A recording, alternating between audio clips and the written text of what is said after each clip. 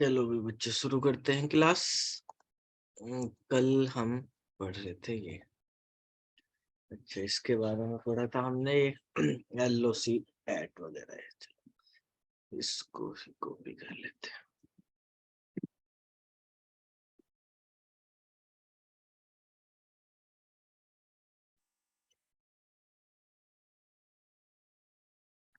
देखो भाई, ये हमारे पास एक डेटा फ्रेम है जो हमने बनाया था कल। और इस डेटा फ्रेम में हमारे पास रो और कॉलम हमने दी थी सब्जेक्ट वाइज, स्टूडेंट के नाम और सब्जेक्ट वगैरह ये लिखे थे। DF5 से हमने इसको सेव कर लिया। 4 रो 4 कॉलम थी हमारे पास इसमें। ठीक है, तो इस डेटा फ्रेम के बारे में हम समझेंगे। कल हमने इसमें रो और कॉलम ऐड करने बताए थे कि किस तरीके से नई रो और नए कॉलम इसमें ऐड कर सकते हैं। ठीक है, कॉलम ऐड करने के लिए आपको बताया था कि आप DF जो डेटा फ्रेम है, डेटा फ्रेम लिख के उसके ब्रैकेट में आप कॉलम का नाम दे देंगे और उससे हमारे पास वैल्यू जो देनी वो दे सकते हैं। LOC से ऐड कर सकते हैं, एट से ऐड कर सकते हैं। ठीक है, और एग्जिस्टिंग को चेंज करने के लिए आप डॉट का भी यूज कर सकते हैं और बाकी उनसे भी हम यूज कर सकते हैं। ठीक है, तो रो का बताया था आपको, रो कैसे ऐड करते हैं। रो को ऐड करने के लिए अमित बताओ, अगर हमें डेटा फ्रेम में इसमें अमित नाम का ही एक रो ऐड करनी है तो कैसे करेंगे। pf.loc हाँ, कॉलन रो का नाम लिख देंगे सर। ये हमने लिख दिया df.loc और ब्रैकेट में हमें रो ऐड करनी है तो रो का नाम लिख दिया हमने, जैसे अमित। Yes sir. ठीक है, और फिर सर कॉमा और column sir is equals to value. ठीक है, ये कर दिया इज इक्वल टू। देखो यहाँ पर जो वैल्यू है वो वैल्यू कितनी दे सकते हैं हम। वैल्यू 4 दे सकते हैं सर 4 देंगे। 4 के अलावा और कोई भी हो सकते हैं। सर सिंगल भी दे सकते हैं, या तो सिंगल दे सकते हैं या हमारे पास जितने कॉलम बने हुए हैं उतनी देनी होंगी। ठीक है, तो 2 ऑप्शन है। सिंगल देंगे तो सभी कॉलम में सेम वैल्यू हो जाएगी। ठीक है, और या जितने हमारे पास कॉलम एग्जैक्ट उतनी दो। ठीक है, उससे अलग नहीं दे सकते। फिर जब हम नई रो ऐड करते हैं तो वैल्यूज का डेटा टाइप किस में कन्वर्ट हो जाता है। फ्लोट में। फ्लोट में। सबके बाद में 0.0 लग जाएगा अगर सारी इंटीजर है यहाँ पे।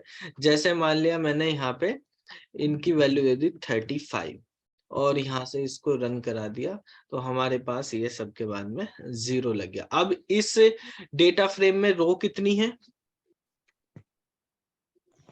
5 और कॉलम 4। अब देखो, आपको एक ये बताया था कि रो और कॉलम अगर हमें पता करने कितने हैं, कैसे पता चलता है। साइज से। साइज से रो और कॉलम पता चलता है। शेप से सर। ठीक है, साइज से टोटल एलिमेंट आते हैं। और अगर आप यहाँ पे df.shape लिखेंगे, ठीक है, तो df.shape से हमें क्या पता चलेगा कितनी रो है और कितनी कॉलम है। 5 रो और 4 कॉलम है। अगर हमें केवल रो प्रिंट करानी है कितनी रोज है, ठीक है, तो उसके लिए हम डेटा फ्रेम का एक फंक्शन यूज कर सकते हैं जिसका नाम है len। len फंक्शन जो है डेटा फ्रेम में हम यूज करेंगे और ये फंक्शन हमें डेटा फ्रेम में नंबर ऑफ रोज रिटर्न करके देता है। ठीक है, तो 5 उसमें से शेप में से अलग निकल गया हमारे पास। ठीक है, तो अगर हमें रो और कॉलम प्रिंट कराने देखने हैं कितने हैं तो शेप का यूज करेंगे। टोटल नंबर ऑफ एलिमेंट्स देखने हैं तो हम क्या यूज करेंगे, साइज का यूज। केवल रोज देखनी है हमारे पास तो हम यूज करेंगे len का। अब देखो, अगर मान लिया मैं यहाँ पे कोई वैल्यू हटा देता हूँ, यहाँ पे मैंने कर दी none, तो क्या होगा अब ये none। और क्या लिख सकते हैं, np.na। आउटपुट में क्या आएंगे इन दोनों की जगह, nan हमारे पास आ जाएंगे यहाँ पे। ठीक है, ये नन है वो हमारे पास nan ही आई है। वहां पे हमारे पास डेटा फ्रेम में नन ही आया है, उसमें जो हमने नन वाला दिया, NaN वाला ये है। तो आपको दो तरह की बताई थी वैल्यू डेटा फ्रेम में, एक NaN और एक Na वैल्यू। ठीक है, एक NaN वैल्यू नोट ए नंबर और एक Na वैल्यू यानी नन वाली वैल्यू। अब देखो, अगर हमें काउंट करनी है कि हमारे पास जो डेटा फ्रेम है उसके कॉलम के अंदर कितनी NaN वैल्यू है, कितनी नॉन NaN वैल्यू है, वो अगर हमें काउंट करनी है तो कैसे करेंगे? तो एक इसके अंदर यहाँ पे काउंट नाम का भी फंक्शन होता है। जैसे एट्रीब्यूट पढ़े थे आपने, ऐसे ही फंक्शन भी होते हैं। ठीक है भाई, एट, LOC, शेप, साइज, ये सब हमारे पास क्या है? ये एट्रीब्यूट है। लैन जो है ये हमारे पास फंक्शन है।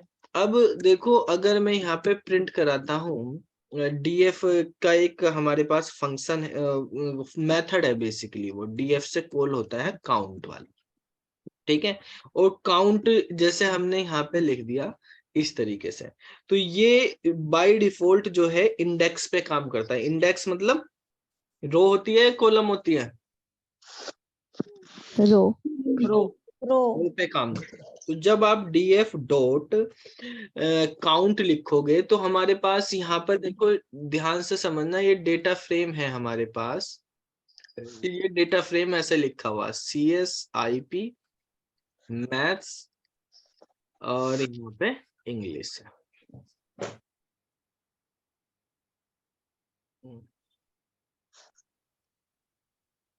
पूनम माइक्रोफोन बंद कर लो तुम, बैकग्राउंड इंग्लिश। ठीक है, अब यहाँ पे हमारे पास लिखे हुए राम, राज, सैम, जॉन और अमित, इस तरीके से। ठीक है, जो हमारे पास ये काउंट है, काउंट का यूज होता है used to count non NaN और non Na values in data frame. ठीक है, तो नॉन NaN या नॉन Na वैल्यू हमें काउंट करनी। अब इसको काउंट को लिखने के अलग अलग तरीके हैं। अगर हम यहाँ पे यूज करते हैं नॉर्मल तरीके से, जैसे काउंट लिखा हमने, df डॉट काउंट लिख दो आप, या आप df डॉट काउंट 0 लिखो, या आप df डॉट काउंट और एक्सिस इक्वल टू इंडेक्स लिखो। ठीक है, तो ये एक ही बात है हमारे पास। ये सारा लिखने का तरीका मतलब क्या है? एक ही है। काउंट लिखो, 0 लिखो या एक्सिस इंडेक्स। मतलब बाइट ये डिफॉल्ट कौन सी उसको बात कर रहा है, कौन से एक्सिस को बात कर रहा? इंडेक्स को। 0 का मतलब भी क्या होता है? इंडेक्स होता है। अगर आप यहाँ पे 1 लिख दोगे या एक्सिस इक्वल टू कॉलम लिख दोगे तो वो कॉलम की बात करेगा। जब हम यहाँ पे इनकी बात करेंगे तो ये हमारे पास बताता है कि 0 लिखने पे कि एक्सिस जो है, एक्सिस में हमारे पास कितनी नॉन NaN वैल्यू है। एक्सिस का मतलब देखो, अब अगर हमने ये काउंट लिखा है यहाँ पे, तो ये बताओ, ये हमें राम के बारे में बताएगा या CSIP के बारे में बताएगा?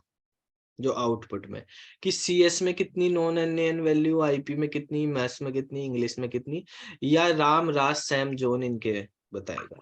CSIP मैथ्स इंग्लिश सर रो के अकॉर्डिंग। रो के अकॉर्डिंग, तो रो के अकॉर्डिंग कौन सा बताएगा? CSIP या रामराज? रामराज। तो CSIP बताइए। CSIP।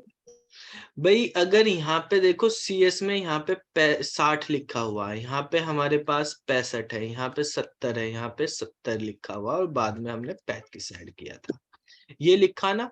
तो देखो, ये वाला जो CS कॉलम है, इसके लिए ये रो है। ऐसे रो होगी ना, पहली रो, दूसरी रो, तीसरी रो, चौथी रो, पांचवी रो। ठीक है, तो इस तरीके से बताया, एक पर्टिकुलर कॉलम की जो रो है, उन रो में हमारे पास कितनी नॉन NaN वैल्यू है। तो इसमें तो नॉन NaN कितनी है? 5 है। इसका आंसर क्या आएगा? 5 आ जाएगा, जिसमें हमारे पास सारी की सारी नॉन NaN, जिसमें हमारे पास NaN होंगी, उसमें जितनी भी है उतनी माइनस होकर आ जाएंगी। तो देखो, हमारे पास यहाँ पे बताया इसने, CS के अंदर हमारे पास कितनी है? 5, सारी की सारी नॉन NaN है। आईपी में एक NaN लिखा हुआ तो 4 होगी, मैथ्स के अंदर एक नन लिखा हुआ तो वो भी 4 हो गया, इंग्लिश में कोई भी नहीं है तो वहां पे 5 हो गई।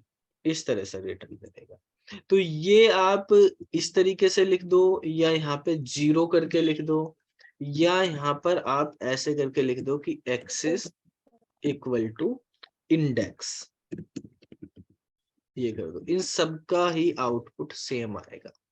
ठीक है, 5 4 4 5 ये हमारे पास। अब अगर यही चीज हमें कॉलम में करनी, तो कॉलम में करने के लिए आप यहाँ पे 1 कर देंगे और यहाँ पे कॉलम्स कर देंगे। ठीक है, तो हर पर्टिकुलर स्टूडेंट्स के जो मार्क्स हैं वो कॉलम में लिखे हुए हैं। ठीक है, एक स्टूडेंट के मार्क्स उसके कॉलम में लिखे, तो राम में कितनी आएंगी 4, नहीं 3 बची यहाँ पे। राम में 3, राज के में हमारे पास 4, सैम में 3, जोन और अमित में 4 इस तरीके से शुरू हो जाएंगी। तो ये हमने लास्ट के देखते हैं। राम की 3 हो गई, राज की 4, सैम की 3, बाकी 4 सेम आउटपुट इसका है। ठीक है, तो इस तरीके से हम काउंट कर सकते हैं। काउंट का यूज होता है नॉन NA या नॉन NaN वैल्यू को काउंट करने के लिए।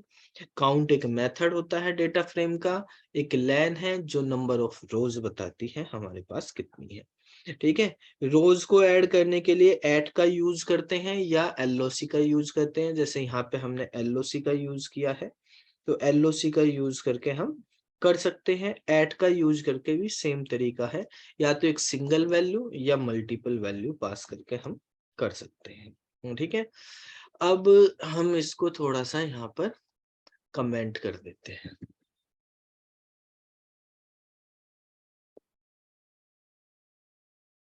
ये हमारे पास डेटा फ्रेम है, यहाँ पर प्रिंट DF करा लेते हैं। DF अच्छा, ये वाली लाइन भी कमेंट हो गई, यहाँ पे देते हैं। ठीक है भाई बच्चों, ये हमारे पास डेटा फ्रेम है। NaN को अब हटा देते हैं, NaN की जगह हम यूज कर लेते हैं, ऐसी वैल्यू रख देते हैं 73 और 60। अब ये जो हमारे पास मार्क्स आप देखेंगे, यहाँ से रन कर लेते हैं एक बार। ठीक है, ये जोन के मार्क्स 70 हैं, 70 की जगह मुझे इसको 72 करनी, तो कैसे होंगे? एक पर्टिकुलर सेल की वैल्यू हमें चेंज करनी है।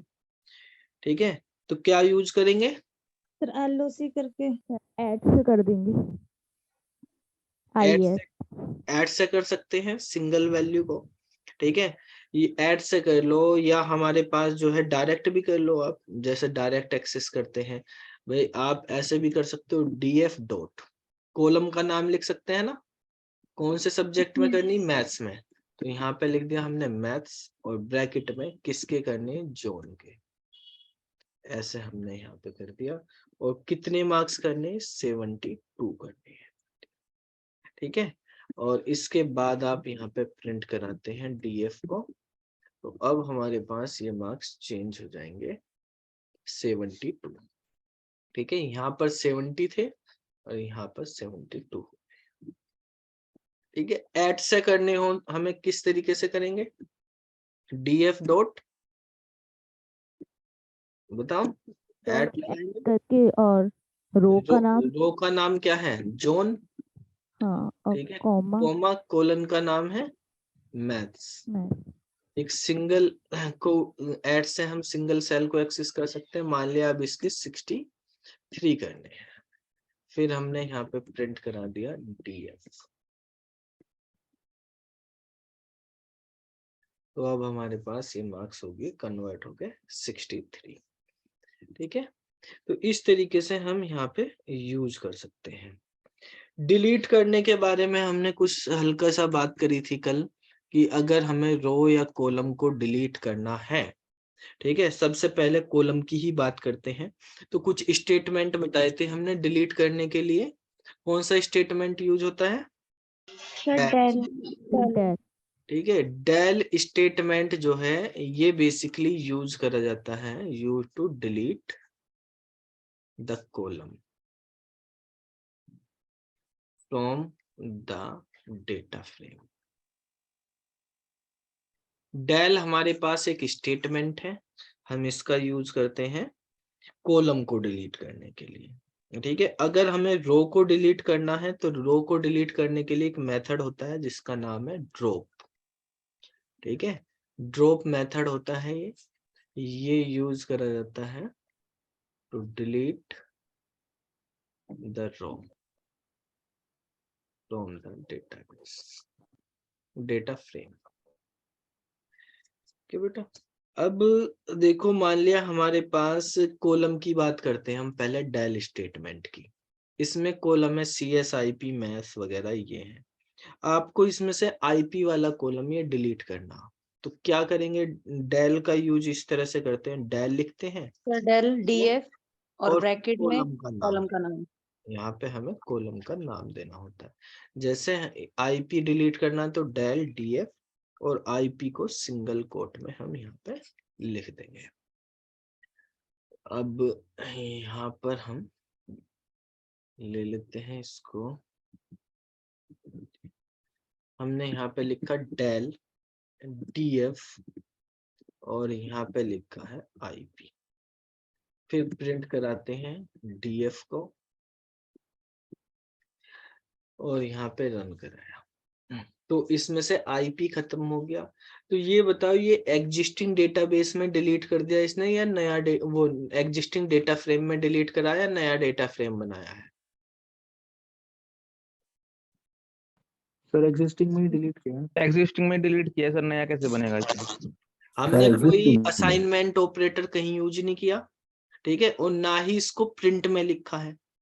भाई प्रिंट में लिख रहे तो हमें पता नहीं चलता कि एग्जिस्टिंग में कर रहा है, वो तो डायरेक्ट आउटपुट दे देता। हमने अलग स्टेटमेंट लिखा डिलीट करने के बाद में प्रिंट करा रहे, तो ओरिजिनल ही तो प्रिंट कराया हमने DF, तो ओरिजिनल में ही चेंज हो गया। ठीक है, अब इस तरीके से तो हमारे पास कॉलम हो गया। अगर आपको रो को डिलीट करना है, किसी पर्टिकुलर रो को, मान लिया हमने यहाँ पे डिलीट करना है, फर्स्ट वाली रो है राम की, राम वाली रो को डिलीट करना है, तो ड्रॉप का यूज करना होता है हमें। तो ड्रॉप का यूज करने का सिंटेक्स क्या है कि आप DF लिखेंगे, और DF मतलब डेटा फ्रेम का जो भी आपका ऑब्जेक्ट है, और ड्रॉप लिखेंगे। ड्रॉप के बाद ब्रैकेट में आपको लिखना पड़ेगा, अगर सिंगल रो है तो रो का नाम लिख दो, अगर मल्टीपल है तो मल्टीपल को आपको उसमें देना पड़ेगा, लिस्ट वगैरह में या कोई भी सीक्वेंस में लेना पड़ेगा। ठीक है, यानी यहाँ पे सिंगल है तो सिंगल इंडेक्स का नाम आ जाएगा, और जो सीक्वेंस ऑफ इंडेक्स भी आप दे सकते हैं, सीक्वेंस ऑफ इंडेक्स। ठीक है, किस तरीके, जैसे मान लिया मुझको फर्स्ट वाली रो है राम की, उसको डिलीट करना, तो आप ऐसे लिख सकते हो बेटा DF डॉट ड्रॉप, ठीक है, उसके अंदर आपने लिख दिया राम। ये सिंगल है तो सिंगल को आप ऐसे भी लिख सकते हो यहाँ पर, या आप लिखना चाहते हो कि भाई इसको भी सीक्वेंस में लिखना। सीक्वेंस क्या होते हैं, कौन कौन से सीक्वेंस होते हैं? लिस्ट टपल, लिस्ट टपल है और स्ट्रिंग है। हाँ, तो यहाँ पे हमारे पास लिस्ट टपल डिक्शनरी वो स्ट्रिंग वगैरह ये होते हैं। ठीक है, तो हम लिस्ट में बना के लिखना हो आप लिस्ट में भी लिख सकते हैं। एक से ज्यादा अगर करने तो लिस्ट में या टपल में ही आपको देने पड़ेंगे, मोस्ट प्रोबेबली हम लिस्ट का ही यूज करते हैं। ठीक है, तो आप इस तरीके से सिंगल में तो ऐसे भी लिख सकते हो, ये वो भी लिख सकते हो। अब देखो ये ड्रॉप जो है दोनों का काम करता है, रो भी डिलीट कर सकता है कॉलम भी, तो उसके लिए आप एक दूसरा पैरामीटर इसमें पास कर सकते हो DF डॉट ड्रॉप। राम कौन से उसमें रो में है कॉलम में? सर रो में। ठीक है, तो रो का एक्सिस कौन सा होता है? इंडेक्स। इंडेक्स मतलब 0 होता है या 1 होता है? सर 0 सर सॉरी 0 होता है बेटा, तो आप इसमें 0 भी दे सकते हैं। ठीक है, यहाँ पे लिखा था ना हमने एक्सिस, या तो 0 लिख दो या इंडेक्स लिख दो या खाली 0 लिख दो, एक ही होता है। कॉलम का 1 होता है। ठीक है, तो ये तीनों तरीके से हम देखेंगे यहाँ पे यूज करके सबसे पहले हमने यहाँ पे लिखा df डॉट ड्रॉप और ड्रॉप में हमने यहाँ पे ब्रैकेट में लिख दिया राम। अब प्रिंट कराया है हमने df को, तो कॉलम तो हमारे पास सारे हैं लेकिन देखो राम। अच्छा, अब इसमें देखो यहाँ पे ड्रॉप में एक चीज और है, ये एग्जिस्टिंग में चेंज नहीं करता, बिल्कुल वो का वही आ गया। जबकि डेल एग्जिस्टिंग में चेंज कर रहा है। इसको आपको चलाने के लिए क्या करना पड़ेगा, ये जो आप स्टेटमेंट लिख रहे प्रिंट के अंदर ही लिख लो, ठीक है भाई। या तो ये दूसरा बनाएगा डिलीट करने पे, लेकिन आप तो डीएफ ही प्रिंट कर रहे, तो एग्जिस्टिंग में ये चेंज नहीं करता है ड्रॉप वाला, ठीक है। तो यहाँ पर हमने इस तरीके से ये यूज किया और अब यहाँ पे करेंगे तो अब उसमें से राम हट जाएगा, ठीक है। इसी तरीके से दूसरा स्टेटमेंट देखते हैं जो हमने यहाँ पे लिखा था।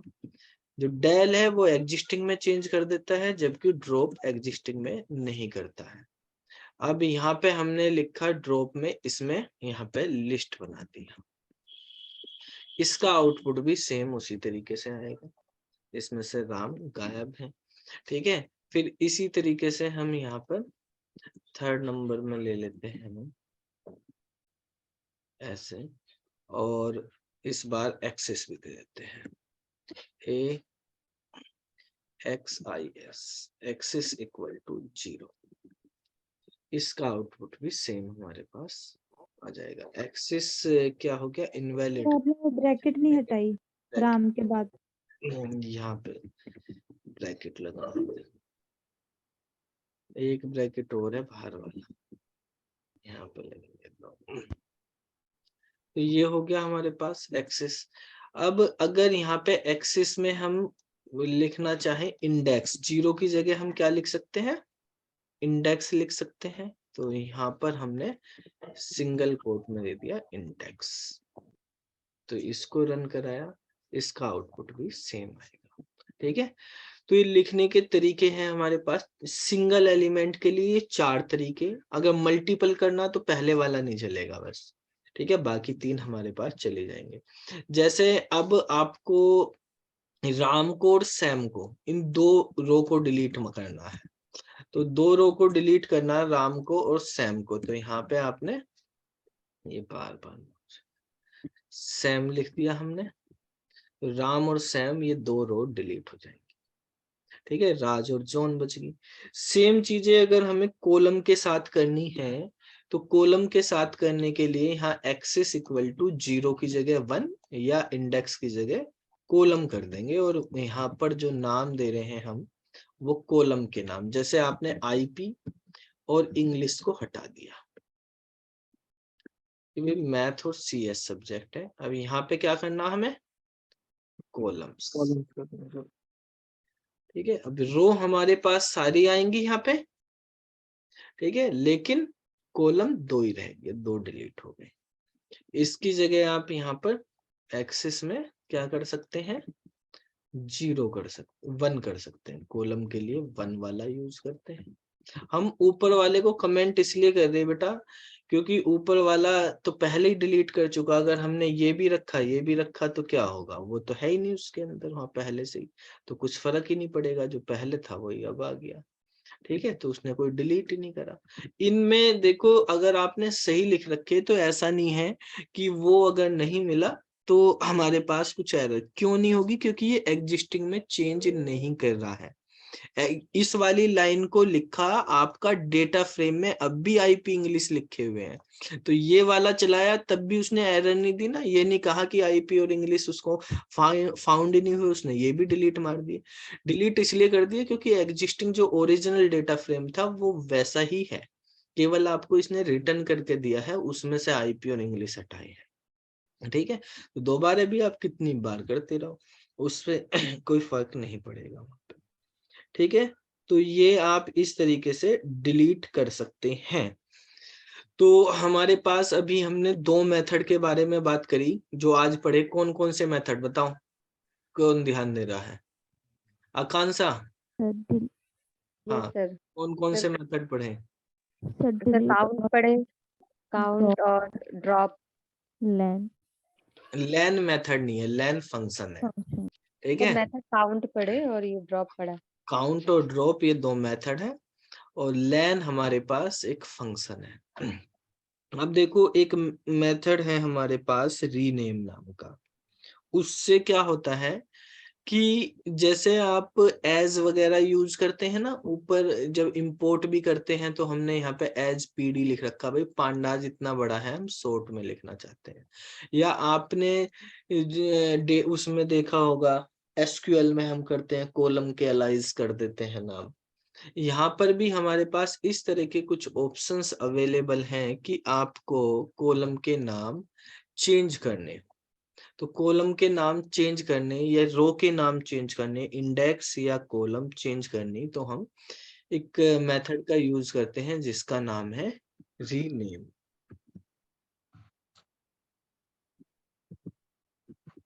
इसको कर देते हैं कमेंट।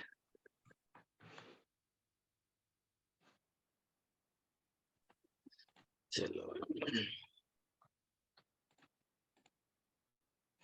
यहाँ पर जो है हमारे पास मेथड है रीनेम नाम से, स्मॉल लेटर में लिखा जाएगा रीनेम, ये वाला मेथड डीएफ से कॉल होगा मतलब। ठीक है, इसका सिंटेक्स क्या है, जैसे इसमें आप रो और कॉलम के जो एग्जिस्टिंग नाम है उनको चेंज कर सकते हैं, किसी पर्टिकुलर लेबल को चेंज कर सकते हैं, सारों को भी कर सकते हैं, जितनी मर्जी। जैसे मान लिया आप लिखते हैं df डॉट रीनेम, ब्रैकेट लगाएंगे, इंडेक्स रो वाले को क्या बोलेंगे, इंडेक्स बोलेंगे, इक्वल टू जो भी आपको नए नाम देने हैं, न्यू नेम की एक डिक्शनरी बनाएंगे। ठीक है, डिक्शनरी का मतलब क्या है, हमने यहाँ डिक्शनरी इस तरीके से बनेगी कि पहले यहाँ पे old name colon new name, ऐसे आपको डिक्शनरी रखनी। आपको जरूरी नहीं कि सारे करने, जिस जिस इंडेक्स का, जिस जिस रो लेबल का आपको चेंज करना है, केवल उसका पुराना नाम लिखो, नया नाम लिखो, जिसका नहीं करना उसको छोड़ दो, स्किप कर दो। ठीक है, ऐसे सेम होगा हमारे पास कॉलम के लिए। तो यहाँ पर हम इंडेक्स है, यहाँ पे लिख देंगे कॉलम्स। ठीक है, कॉलम्स इक्वल टू, इसमें भी डिक्शनरी बनाएंगे, जो भी हमें न्यू नाम देने उनकी हमारे पास डिक्शनरी, इसका फॉर्मेट भी इसी तरीके से रहेगा। ठीक है, एक हमारे पास ऑप्शनल पैरामीटर है, ये भी हमारे पास ऑप्शनल ही है, आप कोई सा भी यूज कर सकते हो, इंडेक्स करो या कॉलम्स करो। ठीक है, एक हमारे पास है यहाँ पे in place, in place equal to use करना है हमें फॉल्स। ठीक है, ये हम यहाँ पे फॉल्स या ट्रू, ये 2 वैल्यू हम यूज करेंगे। फॉल्स और ट्रू का क्या मतलब है, ठीक है, ट्रू का मतलब है कि जो हमारे पास एग्जिस्टिंग डेटाबेस है उसी में चेंज हो जाएगा। ठीक है, यानी परमानेंटली सेव हो जाए, चेंज हो जाएंगे वो नाम, एग्जिस्टिंग वाले में भी चेंज हो जाएंगे। अगर आपने फॉल्स रखा इन प्लेस, ठीक है, इन प्लेस पैरामीटर आर्गुमेंट को आपने फॉल्स कर दिया तो एग्जिस्टिंग वाले में चेंजेस नहीं होंगे। ठीक है, एक नया डेटा फ्रेम आ जाएगा, या आपको जो रिटर्न आउटपुट मिलेगा केवल उसी में ही होगा। ठीक है, तो ट्रू का मतलब है changes in existing data frame, और फॉल्स का मतलब है, ठीक है, तो यहाँ पे it create new data frame and existing data frame will be unchange. ठीक है, वो चेंज नहीं होगा। ये इसकी डिफॉल्ट वैल्यू, इन प्लेस की डिफॉल्ट वैल्यू फॉल्स ही होती है। अगर मान लिया आप नहीं लेंगे तो ये फॉल्स वाली ही डिफॉल्ट वैल्यू मानी जाएगी। ठीक है, मतलब आपने नहीं भी लिखा तो भी वो नया ही बना देगा। ठीक है, एग्जिस्टिंग में चेंज नहीं करेगा। अब यहाँ पर हम इसका एक एग्जांपल करके देखते हैं। जैसे मान लिया हमारे पास, पहले प्रिंट करा लेते हैं डीएफ को। गौरव क्या कर रहे हो भैया? अच्छा, क्लास में नहीं है, अच्छा यहाँ से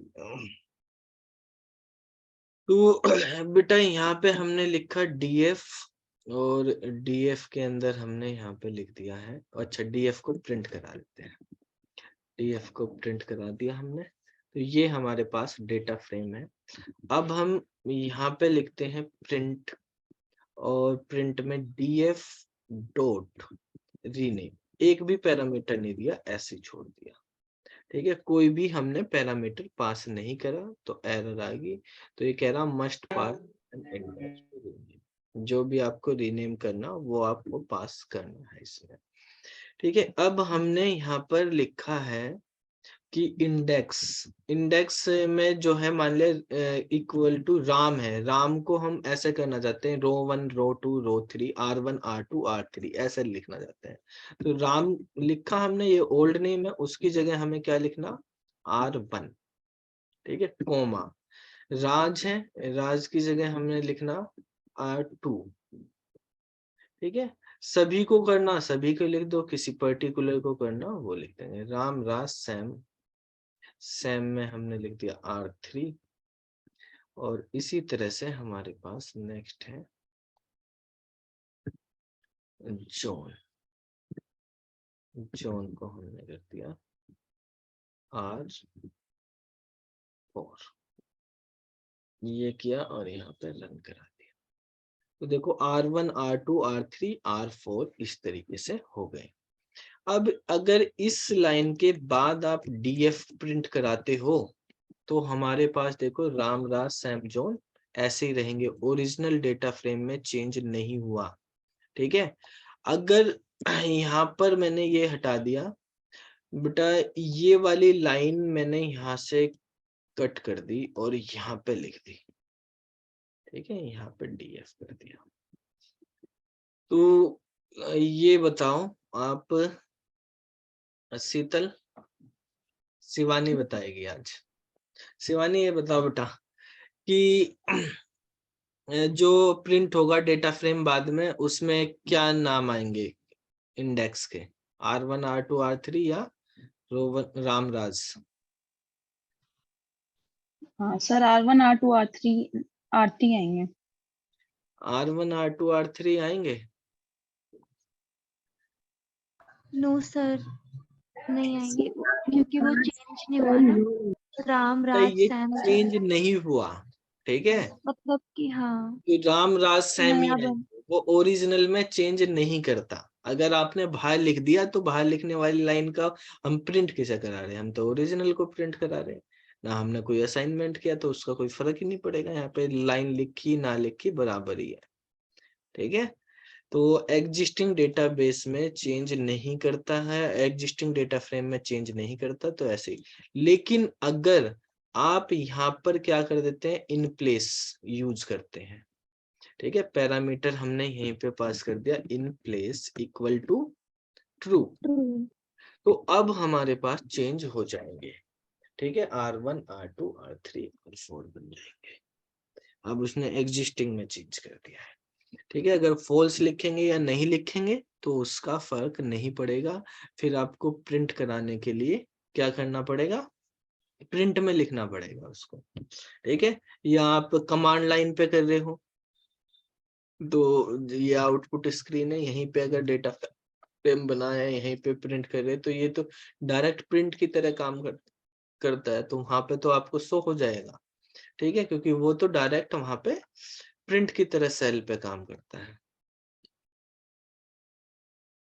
सर ट्रू होगा तो सर न्यू लाइन बना के सर उसका रिप्लेसमेंट करेगा, सर रीनेम करेगा। न्यू लाइन नहीं, न्यू डेटा फ्रेम तो उसी डेटा फ्रेम में कर दिया, ट्रू कर दिए तो। अच्छा, सर फॉल्स में? हाँ, फॉल्स में उसमें नहीं करेगा, एक नया डेटा फ्रेम क्रिएट हुआ और नया डेटा फ्रेम उसने बना दिया, लेकिन आपने उसका कोई नाम नहीं दिया, नाम दोगे इक्वल टू लिख के असाइन करोगे तब उसको प्रिंट कराओगे तो उसमें आएगा। नहीं नाम दिया आपने तो आपको क्या पता कहाँ बना किस जगह, आपको उस मेमोरी लोकेशन का ही नहीं पता, उसका नाम ही नहीं, तो वो अनयूज्ड रह जाएगी, कोई यूज ही नहीं उसका। निशांत कुछ कहना है तुम्हें? सर ये अभी जो इससे पहले आपने प्रिंट के अंदर ये वाली स्टेटमेंट लिखी हुई थी ना, हाँ, उसके साथ भी ना मतलब रन कराने पे 2 बार ही आ रहा है, मतलब 3 प्रिंट स्टेटमेंट में 2 बार आ रहा है ये। 2 बार आ रहा है, यहाँ पे हमने ये उठाया और यहाँ पे कर दिया, ये हटा दिया है। जी सर। अच्छा, 2 बार एक डीएफ ये भी तो लिखा हुआ है ना। सर एक बार और, लास्ट में एक बार और डीएफ प्रिंट करो, उसके बाद एक बार रन करना सर। तो लास्ट में एक बार और करोगे तो 3 बार आएगा ना फिर तो, है भाई। सर जब 3 बार आ लास्ट नहीं रहा, है, 3 बार आ नहीं रहा, पता नहीं कुछ यहाँ पे कुछ सेंटेंस। देखो आपने ये करा 2 बार आ गया, यहाँ पे 2 प्रिंट लिखे हुए। अब जी सर। तीसरी बार प्रिंट लिखोगे तो 3 बार आ जाएगा। ये लिखो यहाँ पे, तो हो तो गया तीसरी बार। ठीक है सर।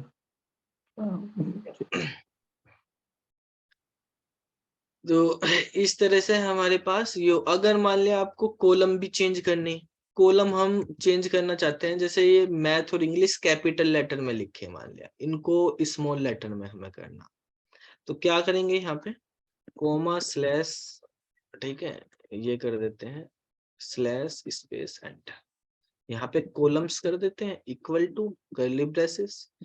मैथ्स था हमारे पास, उसको हमने कन्वर्ट करके मैथ्स ऐसे लिख दिया। ऐसे ही इंग्लिश है, इंग्लिश को हमने लिख दिया इंग्लिश,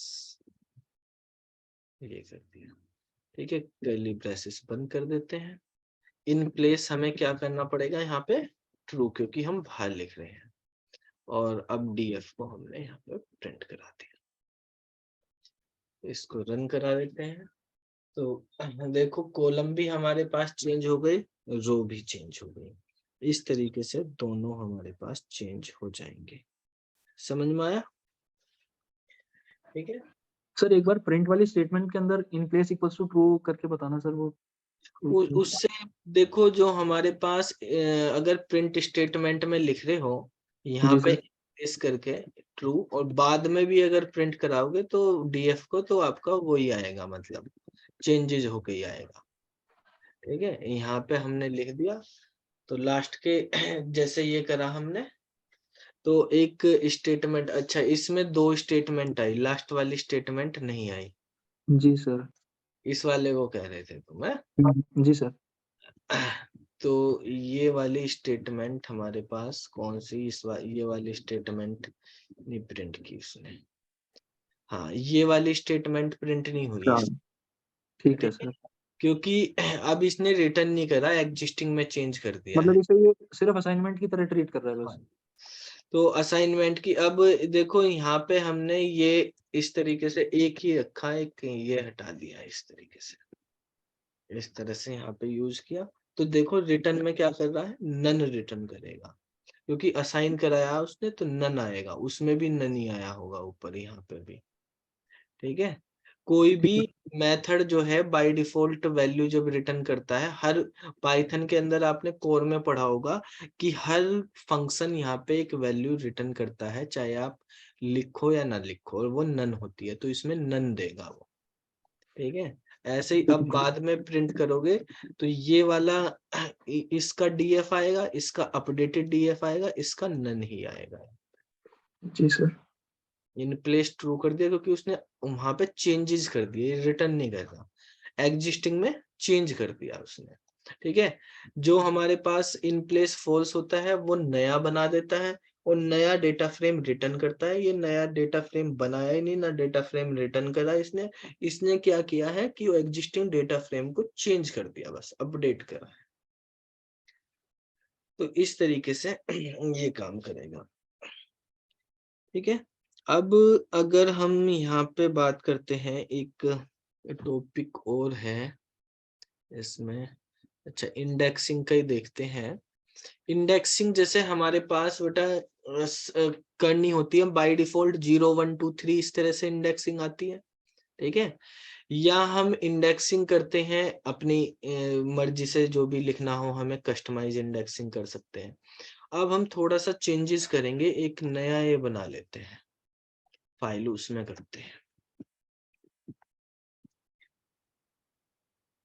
इसको बंद कर देते हैं। ये जो इंडेक्स लिखी हुई है हमारे पास यहाँ पर, ये इनकी जगह अगर मैं लिखता हूं, देखो इंडेक्स लिखता ही नहीं है, खाली छोड़ दी। ठीक है, तो क्या आएगी अब इंडेक्स, 0 1 2 3 4 0 1 2 3 4 इस तरह से आ जाएंगे, 3 तक आएंगे यहाँ पे, 4 ही बने हुए हैं। तो ये DF हमने लिखा, तो यहाँ पे 0 1 2 3 इस तरीके से बनी है, ठीक है।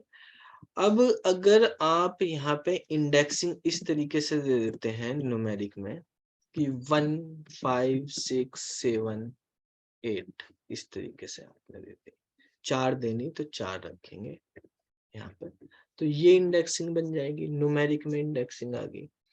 क्या बनी अभी हमारे पास 0 1 2 3 4 ई वाली, क्योंकि हमने यहाँ पे आई नहीं लिखा, यहाँ पे आई लिख देते हैं। तो ये 1 5 6 7 इस तरीके से आ गई है, ठीक है।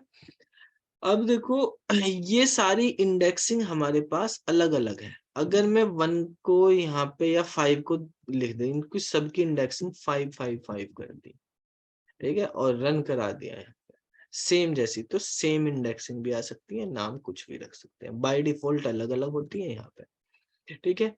अब अगर हमें मान लिया कोई पर्टिकुलर इंडेक्सिंग का डेटा प्रिंट कराना है कि भाई हमें ये वाला डेटा प्रिंट कराना, कोई स्पेसिफिक इंडेक्सिंग है उसके अकॉर्डिंग प्रिंट कराना, जैसे मैंने यहाँ पे लिख दिया प्रिंट, ठीक है। कोई रो प्रिंट कराने के लिए कैसे करते हैं, मुझे 5 नंबर की रो प्रिंट करानी, बताओ। रो प्रिंट कराने के लिए सर एट तो सिंगल वैल्यू के लिए है, LOC का यूज करेंगे ना। LOC में हमने अगर यहाँ पे LOC में आपको बताया था रो लेबल या कॉलम लेबल लिखते हैं, लेकिन ये है हमारे पास न्यूमेरिक वैल्यू, ठीक है। न्यूमेरिक में आपने जैसे 5 लिख दिया, भाई 5 हमारे पास तो लेबल है, इंडेक्स थोड़ी, तो मैं आई तो लिखता नहीं, ठीक है भाई। इंडेक्स तो 0 1 2 3 4 5 पे चलती है, ऐसे लिख दिया मैंने, और इसको प्रिंट कराना चाह रहा हूँ, तो आप यहाँ पे देखेंगे 5 5 5 ऐसे प्रिंट हो गया, ठीक है। आप 1 लिखेंगे तो 1 वाली प्रिंट होगी यहाँ पे, जो भी। तो ये आपको ILOC से नहीं प्रिंट कराया हमने, यहाँ पे किससे प्रिंट कराया है हमने, LOC से। अगर यही वाला स्टेटमेंट आप यहाँ पे लिखने लगते हो कि आपने लिख दिया ILOC, तो ILOC इंडेक्सिंग देखता है, तो इंडेक्सिंग 0 1 2 3 4 5 ऐसे चलती है। अब यहाँ पे हमने दे दी है 5 वाली, तो है ही नहीं वो position, single positional indexing out of range, bound आ गई यहाँ पे, भाई 3 तक ही थी। अगर अब देखो यहाँ पे इसमें हमने 1 कर दी, 1 वाले पे हमारे पास क्या आएगी, 1 वाले पे एक ठीक है 65 75 75 और 70, यानी 5 वाले की ये वाली रो हमारे पास रिटर्न होगी। सिंगल वैल्यू में आपको पता सीरीज के फॉर्मेट में आ जाती है हमारे पास वैल्यू, तो इसमें हमारे पास ILOC में ये चलेगी, लेकिन 1 में ही अगर LOC डाल दिया हमारे पास तो आउटपुट सेम आएगा या अलग, सर अलग आएगा, वो 1 ये वाला फर्स्ट रो आएगा। को बताएगा, ये सेकंड रो को बताएगा, ठीक है। तो 1 क्योंकि वहां पे फर्स्ट रो में लिखा हुआ, तो इसमें देखो मार्क्स अलग आए हैं, उसके मार्क्स अलग आए हैं, ठीक है। तो इस तरीके से भी हम न्यूमेरिक इंडेक्सिंग करके भी फिर LOC का यूज करके, क्योंकि उसमें LOC में लेबल यूज होते हैं, तो वो लेबल की तरह से बन जाती है। एक हमारे पास ये है कि आप बुलियन इंडेक्सिंग भी कर सकते हैं। बुलियन इंडेक्सिंग में क्या होता है कि आपके पास जो इंडेक्सिंग होंगी वो 0 1 की फॉर्म में होंगी या ट्रू फॉल्स की फॉर्म में होंगी, ठीक है। बुलियन इंडेक्सिंग में या तो आप ट्रू फॉल्स ये वाली इंडेक्सिंग देंगे, या आप 0 और 1 देंगे। तो इनसे भी हमारे पास ये होता है, जितनी की भी ट्रू वाली वे सारी एक साथ निकल के आ जाएंगी, फॉल्स वाली एक साथ हो जाएंगी, ठीक है। इस तरह की केसेस अगर आपके पास जहां पे 2 ही वैल्यू पॉसिबल हो, ठीक है, 2 टाइप की वैल्यू आप ले रहे हो, तो वहां पे आप इस तरह की इंडेक्सिंग कर सकते हैं, ठीक है। कैसे देखो, जैसे मैंने यहाँ पे सबसे पहले हम बात करते हैं ट्रू फॉल्स वाले की, यहाँ पे लिख दिया ट्रू फॉल्स, ये ट्रू फॉल्स। मान लिया किसी बच्चे को BCA करनी 12th के बाद, तो उसे CUT के कौन कौन से पेपर देने होंगे, CS के और मैथ के पेपर देने होंगे, ठीक है, आईपी और इंग्लिश देने की जरूरत नहीं है। तो 2 पेपर उसने सेलेक्ट कर लिए, सीएस और मैथ के, बाकी को फॉल्स कर दिया। तो यहाँ पर हमने ये लिखा। तो अब सबसे पहले हम यहाँ पे लेबल की बात करें, 5 लेबल तो हमारे पास मिलेगा नहीं। जब हम इसको रन कराएंगे यहाँ पे, तो सबसे पहले हमारे पास की एरर 5 में आ जाएगी, ये हमारे पास अवेलेबल नहीं है। ठीक है, 1 वाला हमारे पास क्या है, 1 का मतलब है हमारे पास ट्रू, तो ट्रू वाला हमारे पास 1 पे मिल जाएगा। ठीक है, 1 का मतलब है हमारे पास ट्रू। अब देखो यहाँ पे एक ILOC और LOC में फर्क है। ILOC मतलब सेकंड वाली रो को ही प्रिंट करेगा, और LOC 1 मतलब जो भी ट्रू वाली रो होंगी उनको प्रिंट करेगा, यानी पहली वाली रो को और थर्ड वाली रो। ठीक है, कौन प्रिंट कर रहा, LOC, और ये कौन सी रो को कर रहा, सेकंड वाली रो। ठीक है भाई, इसमें तो हमारे पास इस तरीके से रो बनी है, हमारे पास एक ट्रू है, ये फॉल्स है, ये ट्रू है और ये फॉल्स है। तो LOC लेबल पे काम करता है। इस ट्रू का मतलब 1 भी है, इसका मतलब 0 है, इसका मतलब 1 है, इसका मतलब 0 है। ये दोनों चीजें ही लेबल है। ठीक है, और ये 0 1 2 3 ये हमारे पास इंडेक्स है। तो अगर ILOC का यूज करेंगे तो ये चीज यूज होगी, और अगर LOC का यूज करेंगे तो लेबल यूज होंगे। ठीक है, तो आपको ट्रू वाला प्रिंट करना, या तो आप ट्रू लिख दो या 1 लिख दो। ठीक है, कोई भी लिख दो। ILOC में तो एक यूनिक वैल्यू है यहाँ पे बाय डिफॉल्ट इस तरह से।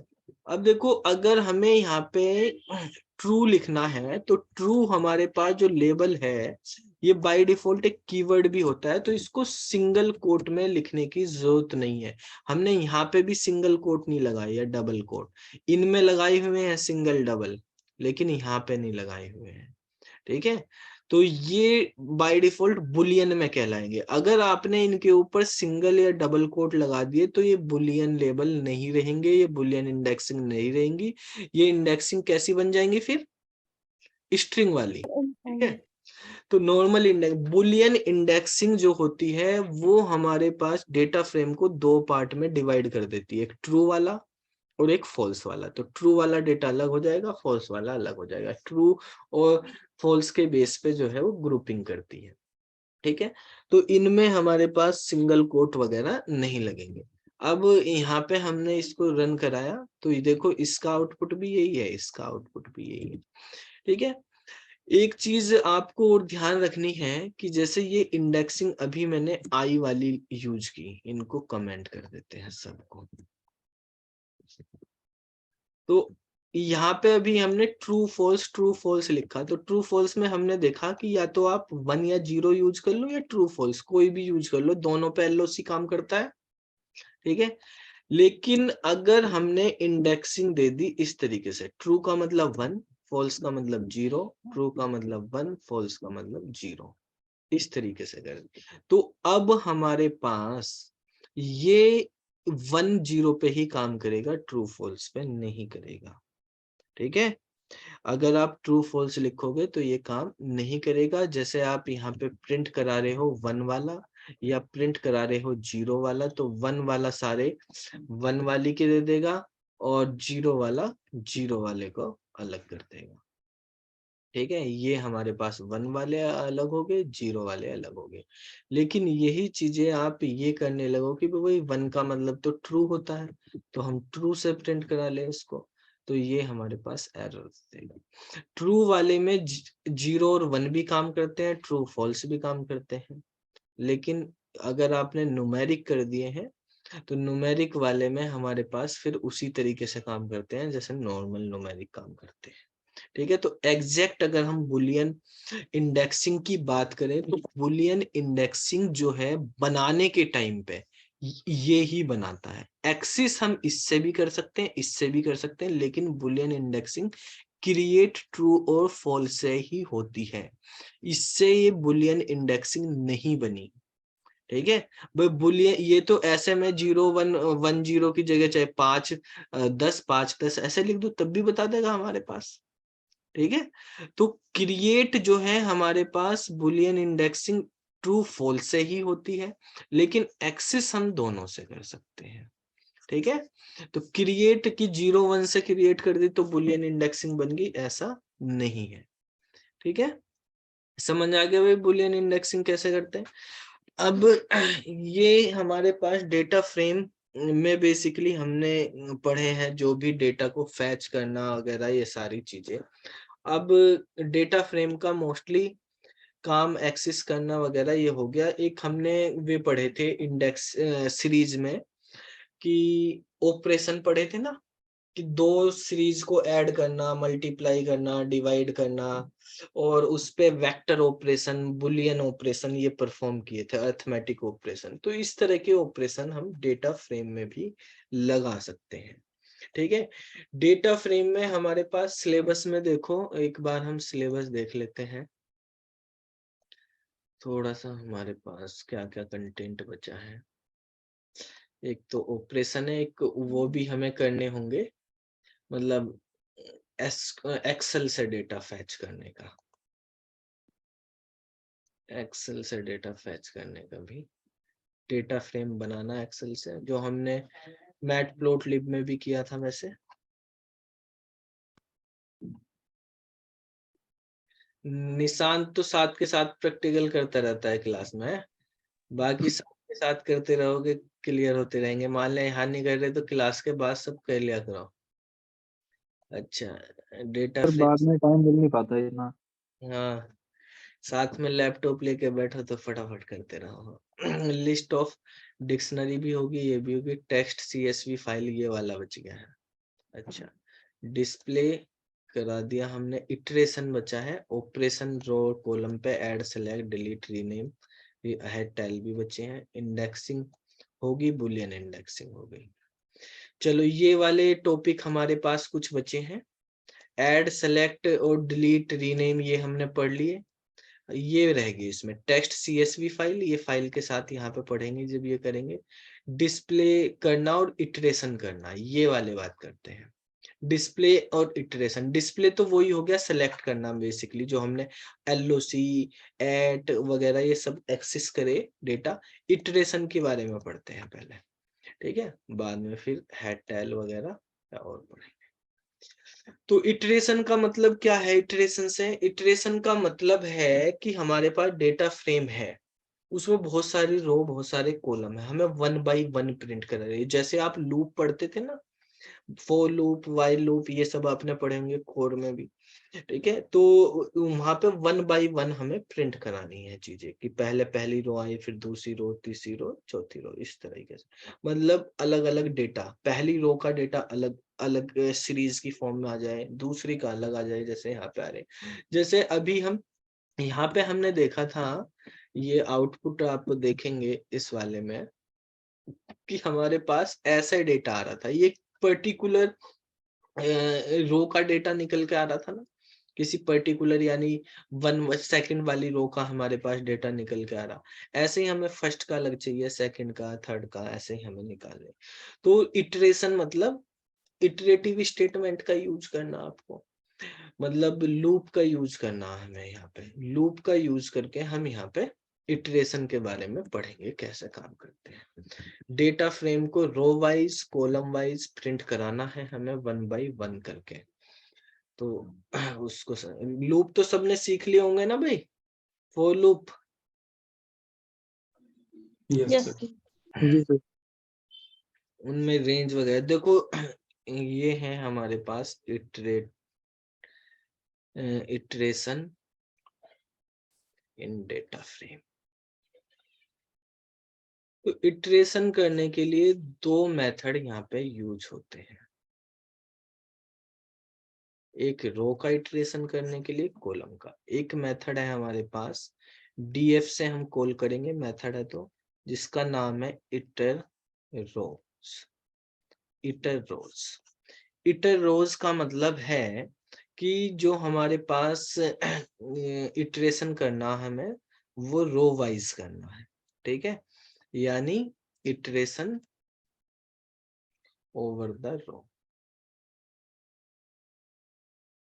रोज। और एक मेथड होगा हमारे पास इटर आइटम्स। ठीक है, तो इटरेशन ओवर द कॉलम्स। ठीक है, तो यहाँ पे कॉलम्स पे होता है, ये हमारे पास वर्टिकल इटरेशन भी कहलाता है और ये हॉरिजॉन्टल इटरेशन। डेटा फ्रेम हमारे पास बना ही हुआ है, ये हम इंडेक्सिंग को थोड़ा सा चेंज कर देते हैं। यहाँ पे वही जो हमारे पास पहले थी इंडेक्सिंग वही ले लेते हैं, राम, राज, सैम, जो। ये इंडेक्सिंग हो गई हमारे पास। डीएफ हमारे पास प्रिंट हो जाएगा, ये सारा एक साथ प्रिंट हो जाएगा। फिर हमें 1 बाय 1 इटरेशन करने से ये होता है कि हम अपने अकॉर्डिंग मैसेज दे दे के प्रिंट करा सकते हैं कि ये इस चीज के लिए है, ये इस चीज के लिए, वो सारी चीजें हम कर सकते हैं। तो अभी हम रन कराएंगे, हमारे पास नॉर्मल डेटा फ्रेम प्रिंट हो जाएगा। अब हमें रो वाइज कराना है इसमें। ठीक है, तो इस तरीके से कराएंगे, यहाँ पे फॉर लूप लगाएंगे। ठीक है, और कोई भी वेरिएबल आप ले लो, रो के लिए मान लिया आर ले लिया आपने। ठीक है, और बाकी हमारे पास जैसे हमारे दो चीजें हमें यहाँ पे देखनी, एक वैल्यूज होंगी और एक नाम होगा रो का।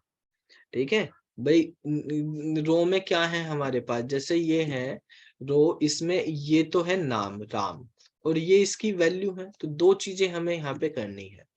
तो एक तो हमने दे दिया आर के नाम से और एक आर वी लिख दिया, मान लिया रो की वैल्यू से।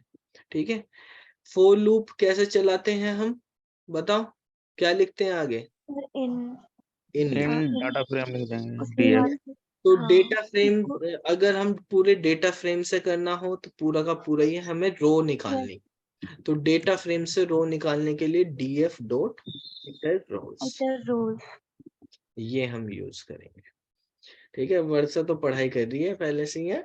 तुम तो सीएसई पढ़ाती हो, आईपी है तुम्हारे स्कूल में?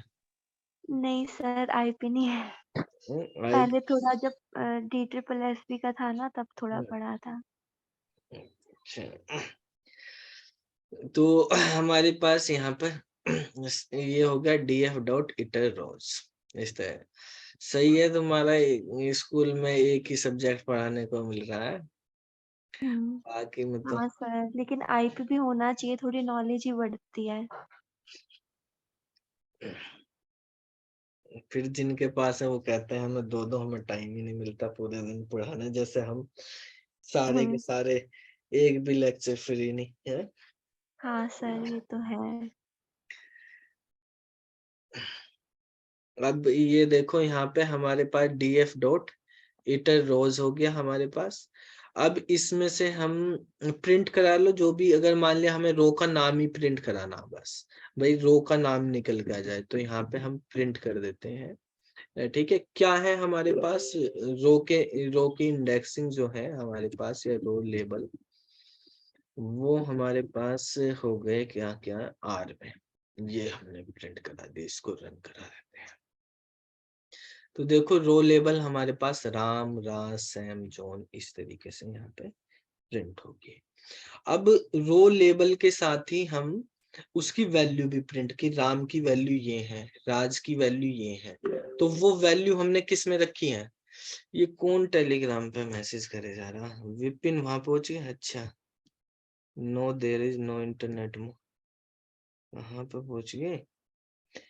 क्या इंटरनेट मोड की बात करने लगे? इंटरएक्टिव स्क्रिप्ट कौन? अच्छा ये है, वो कह रहा था इंटरनेट नहीं आ रहा उसके, उसमें आज क्लास में नहीं है।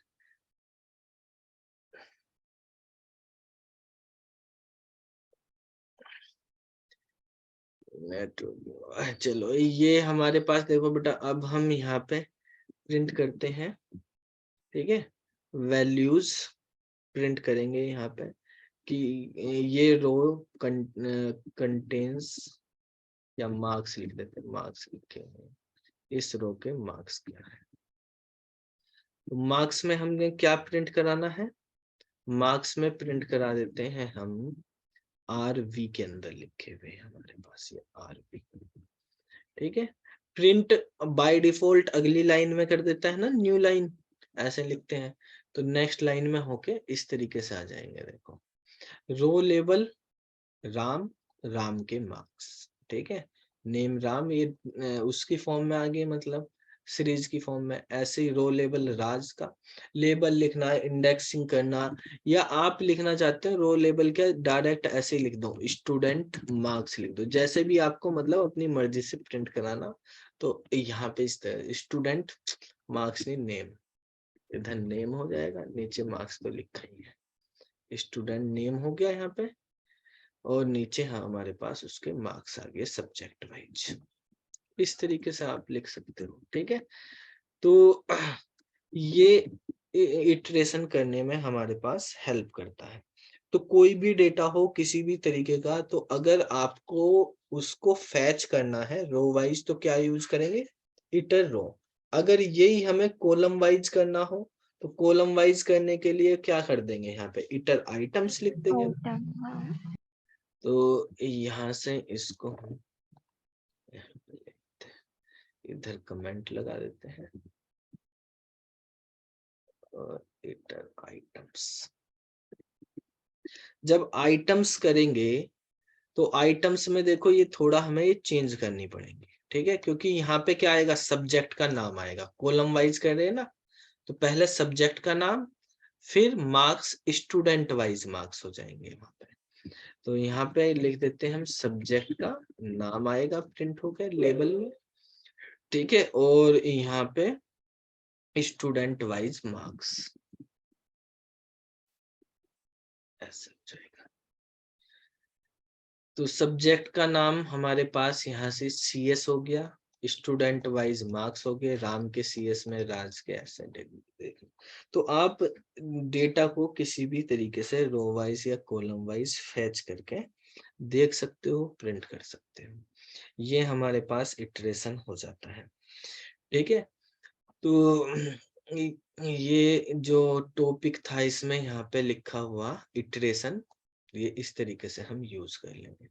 बाकी आपका ये हेड टेल फंक्शन और थोड़े से हमारे पास प्लस माइनस एडिशन वगैरह वे सब हम पढ़ेंगे, और ये CSV वगैरह की कुछ चीजें तो 2-1 क्लास और करेंगे, उसमें कंप्लीट हो जाएगा। आपको आज वो भेजे थे ना सैंपल पेपर, उन सैंपल पेपर को पूरा पढ़ने की जरूरत नहीं है, केवल उनमें जितने भी MCQ हैं, ठीक है, MCQ कर लो सारे जो भी है। MCQ के लिए MCQ ट्रू फॉल्स असर्शन 18 हर सैंपल पेपर में क्वेश्चन होंगे, शुरू के 18 क्वेश्चन।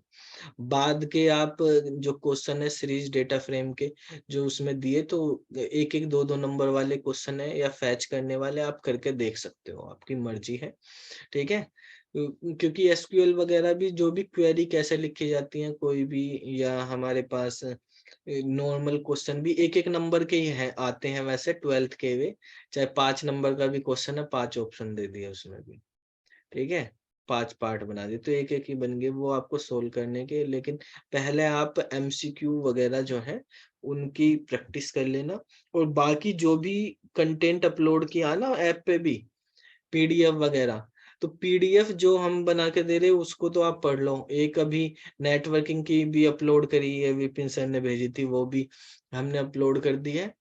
और बाकी फंडामेंटल की जो कोर पाइथन की उसको सही करके पूरा वो अपलोड कर देंगे, वो भी। उनमें भी आप बेटा ये पढ़ लेना, बाकी जो इतनी बड़ी बुक्स पूरी पढ़ने की जरूरत नहीं है, इतना टाइम नहीं है, उनके सब MCQ करो। ठीक है, इसमें से आज जो कराया कुछ पूछना हो तो पूछ लो, बाकी नहीं तो लास्ट वाला दिखाना सर, लास्ट वाला जो लास्ट में करवाया। लास्ट वाला है। बाकी सब्जेक्ट भी पढ़ते रहो अच्छे से। ठीक है, वे जो बुक भेजी ना, 2 बुक अपलोड हो गई हैं, उसमें भेज दी, ग्रुप में भी भेजी हुई हैं वे दोनों, वैसे टेलीग्राम में। कौन सी, पेडागोजी की CDP वाली, उनके भी सारे MCQ कर लो, समझ में नहीं आ रही उसकी थ्योरी पढ़ लो, ठीक है। वे ज्यादा बड़ी नहीं है कुछ। हाँ क्या हो गया, आवाज नहीं क्लियर आ रही तुम्हारी। सर वो जो बुक अपलोड हुई है ना टेलीग्राम में, शायद वो कंप्लीट नहीं है क्या सर? वो सिलेबस के अकॉर्डिंग, जितना सिलेबस है ना, तो जो केवी का सिलेबस है, केवी के सिलेबस के अकॉर्डिंग कट करके डाल रखे होंगे ना वही पे। अगर नहीं है तो 2 डाली हुई है, वे दोनों को देख लेना, ठीक है। कुछ उसमें होगा MCQ के कर लेना, और बाकी एक मेन टॉपिक दिए हुए हैं जो केवी वाली ही ये बुक है। अरे ये किसके यहाँ से आवाज है, श्यामली के यहाँ से आ रही। एक बुक उसकी भी डाली हुई है जिसमें सारे सब्जेक्ट हैं, हिंदी, इंग्लिश, मैथ्स वगैरह, वो भी देखी होगी तुमने, टेलीग्राम पे ही पढ़ी हुई है, ठीक है। सारे सब्जेक्ट के हैं उसमें, उसमें सभी MCQ वगैरह की तैयारी कर लेना, ठीक है। सर कंप्यूटर नेटवर्क OS में तो सर जो सिलेबस दिया है वही है ना जिसमें? हाँ जो सिलेबस दिया, देखो जो हमने नेटवर्किंग का सिलेबस डाला हुआ है वैसे वो हमने और भी ज्यादा डेप्थ में सारा जो TGT PGT में वो भी, लेकिन यहाँ पे जो टॉपिक है वो करके आप MCQ वगैरह ये सारी बुक्स हैं जो उनके, और बाकी और भी हम सब अपलोड कर देंगे अभी, ठीक है। जो भी कंटेंट आता जा रहा है सब दे देंगे, वो MCQ सब जगह से करते रहो कहीं से। सर आपने जो ये है। नेटवर्किंग के जो नोट्स डाले हैं सर, वही टॉपिक करने हैं ना? हाँ बस थ्योरी तो वही पढ़ लो केवल जो वो डाले हुए हैं, ठीक है। बाकी MCQ जो है सैंपल पेपर भेजे ही तुमको, सैंपल पेपर बुक्स वगैरह जो भी और है उनमें से सब में से MCQ करते रहो। ठीक है सर। आपने ओसवाल की सर जो 2 बुक डाली थी उसमें सर आपने ये लिखा था ना मैसेज में कि नए वाले से करना है सर, उसमें से नए वाली कौन सी है? नए मतलब ओसवाल के जो है 2023 की सैंपल पेपर नए आए हैं ये, अच्छा ठीक है, जो अभी तुमको भेजे। बाकी पुराने सैंपल पेपर तो वैसे ही थे, इनमें कुछ उन्होंने अपडेट किए हैं, सही है, ठीक ठाक। MCQ क्वेश्चन कर लो मतलब उनके सब, ठीक है। तो अब देखेंगे हम कितना करोगे इस बार, ये जो सैंपल पेपर इन्हीं के अकॉर्डिंग टेस्ट लेंगे, ठीक है, किसने कितना बढ़ा। सारा सारा टेस्ट होगा मतलब। अब टाइम हो गया है क्योंकि एग्जाम आना, 100 नंबर का टेस्ट लेंगे अब पूरा A to Z पूरे कंप्यूटर साइंस का, ठीक है। इस हफ्ते से सारे सब्जेक्ट मतलब DBMS, नेटवर्किंग, फंडामेंटल भी और पाइथन वाइथन सब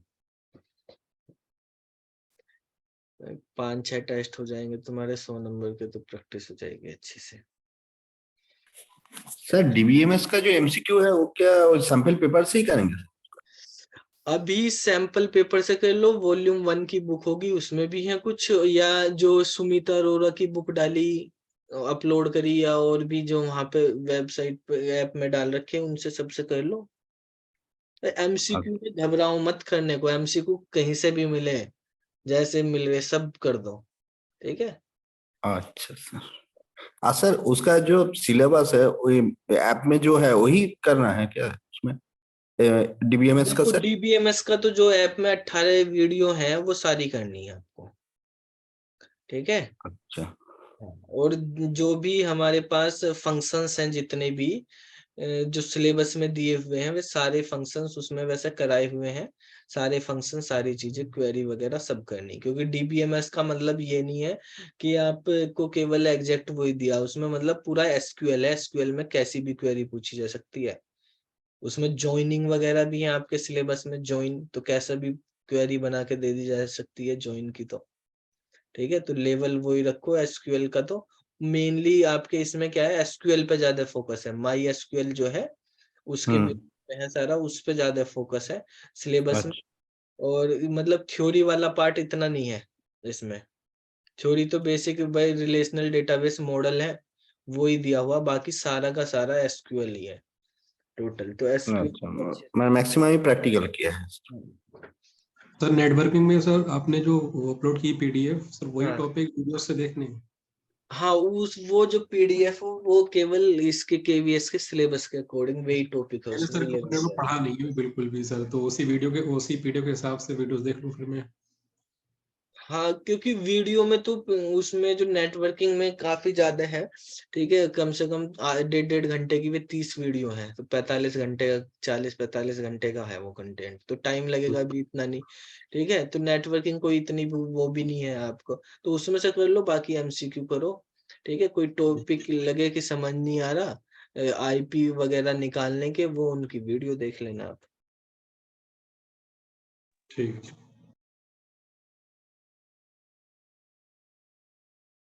मेनली ये है कि आपको प्रिपेयर रहना, जैसे एग्जाम कभी भी हो जाए तो आपका कोई टॉपिक छूटे ना, इसीलिए हमने शुरू में ही, देखो जिसको मान लिया बिल्कुल भी पाइथन नहीं आती, हमने तब भी सबसे लास्ट वाले टॉपिक से शुरू करवाया, इसीलिए कि कुछ छूटे ना। वो तो अपलोड है, वो आप कर भी लोगे, अगर हम पहले वही वाला करवाते तो ये छूट ही जाता। तो अब आपका ये करने का के अकॉर्डिंग ये है कि जो भी सिलेबस है अब 2-3 क्लास में, वो आपका सारा का सारा सिलेबस अपलोड हो जाएगा, ठीक है, कुछ बचेगा नहीं। तो अब हम रिवाइज करते रहेंगे जो भी है टॉपिक के अकॉर्डिंग। अभी 2 क्लास के बाद फिर हम ये शुरू करेंगे, इसमें जो है एसक्यूएल वाले, ये शुरू वाले चैप्टर है ना, थ्योरी वाले, इनके अच्छे से नोट्स देंगे आपको, साथ में क्लास में बनाते रहेंगे, तभी इमर्जिंग ट्रेंड, सोशल इम्पैक्ट्स हैं, साइबर सिक्योरिटी इंट्रोडक्शन, ये सारे चैप्टर कर देंगे। तो ये सारे चैप्टर आपके 10-15 क्लास में कंप्लीट हो जाएंगे, अच्छे चैप्टर है।